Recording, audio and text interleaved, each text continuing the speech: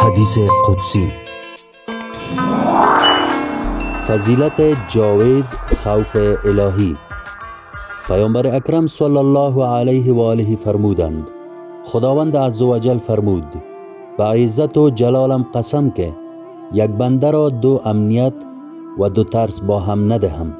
اگر در دنیا از من ایمن است، در روزی که بندگانم را فراهم کنم او را بترسانم، و اگر در دنیا از من بترسد، روزی که بندگانم را فراهم کنم ایمنش کنم. نهج الفصاحه، حکایت 2079.